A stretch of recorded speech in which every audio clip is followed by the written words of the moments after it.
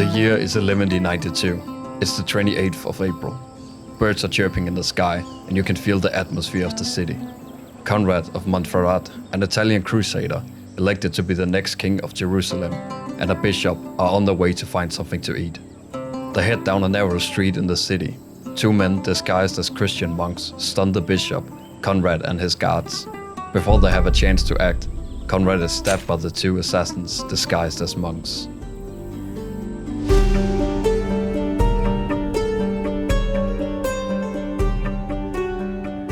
Conrad of Montferrat was assassinated by two members of the Hashashin sect, a group of assassins located in the mountains of Syria and Persia, what is now Iran. Chances are you have heard about or played the Assassin's Creed games, and while they are actually based on the Hashashin, it is very loosely. The games took the obvious inspiration of an order of assassins, killing leaders, political figures and generals, and all of this holds true. There certainly are a lot of similarities between the games and the real life of the assassins. It seemed like they had rules not to harm innocent civilians, sort of like in the games, like they had a certain code of conduct. You can even argue that their strategy can seem less brutal because of their focused killings, instead of a traditional army going to war. They used disguises and infiltrated their enemies in the streets and homes. You can see the inspiration, but in most of the other stories in the games, Ubisoft let their imagination roam free. The Hashashins were, and still are, widely known as the Order of Assassins that kill political and religious enemies. Their origins go back to the argument over who should succeed the Prophet Muhammad as a leader. This split the Muslim community into Shiites and Sunnis. Then again, in the 9th century, another discussion arose over the leadership among the Shiites. Some followers of a leader named Ismail broke off into their own faction, called the Ismailis. Hassan Sabah founded a subsect of the Ismaili called Nizari Ismailis, which became the Order of Assassins. In the west he became known as the Old Man of the Mountain, due to the conquering in the year 1090 of the Alamut Castle, which became the Nizari's headquarters.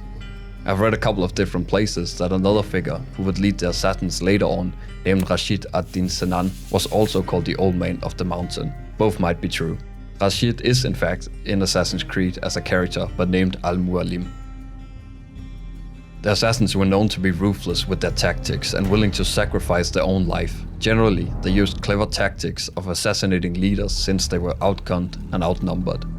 This was a powerful approach to defeat an army without an army. They didn't fight like their enemies often did. Instead of going to war with conventional armies, they would for example kill a military general, which would result in an army without someone to lead them. The strategies proved effective: bribes, targeting, killing, disguise and infiltration of the enemy. The assassins would infiltrate their enemies disguised as lowly servants, harmless civilians or religious clerics to get close to their target. The story I began with is a good example of this. But another notable story was the assassination of Vizier Nizam al-Mulk, who was a powerful member of the Seljuk Sultanate. The story goes that a Nizari assassin disguised himself as a Sufi mystic and stabbed him. A lot of the stories about the assassins were exaggerated, or may not be true. There are sources that point to the use of poison, but that doesn't seem to be completely confirmed. Sometimes the Nizaris didn't even have to kill their target, scare tactics were sometimes enough. In 1176, the first Sultan of Egypt, Saladin, tried to conquer one of the Ismaili castles called Mashhaf and failed. According to the legend, while Saladin was asleep beneath Mashhaf, an assassin managed to infiltrate his tent. Saladin woke up and only saw a glimpse of a figure leaving his tent. Hot scones with a poisoned dagger were left on Saladin's bed with a note that if he didn't withdraw his army, he would be killed. The scare tactic worked, and Saladin made peace with the assassins. Another story that I read a couple of places was that the Nizaris actually accepted assassination for hire contracts from people outside of their own organization. But as I stated, a lot of the stories might not be entirely factual or just exaggerated. A lot of this is also due to the sources of information. A lot of the spectacular stories about the assassins were told by their enemies, who wanted to demonize and portray them in the worst possible light. One of the figures who bought into the rumors was the Venetian merchant, adventurer and memoirist Marco Polo, who wrote about them even after they were defeated. The travels of Marco Polo devote several chapters to the assassins, the rituals, and the Old Man of the Mountain. Illustrations were even made of the Old Man of the Mountain, giving drugs to the Nizari warriors and influenced them to make their killings. This is due to a misconception, knowingly or not, that came about because of the sect's nickname, the Hashashin, which was derived from the Arabic word hashish, and Marco Polo might have stretched that a bit too far.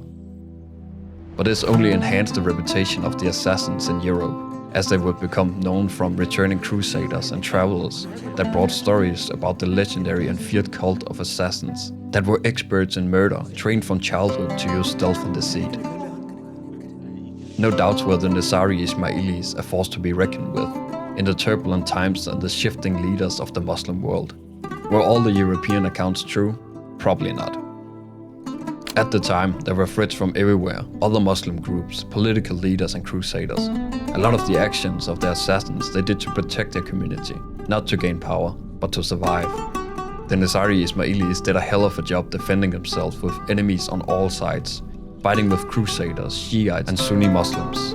But eventually they met their match when the Mongols invaded and began their conquest of the Muslim world in 1219. The Mongols conquered the Nizari fortresses one at a time, and eventually the surviving Nizaris fled.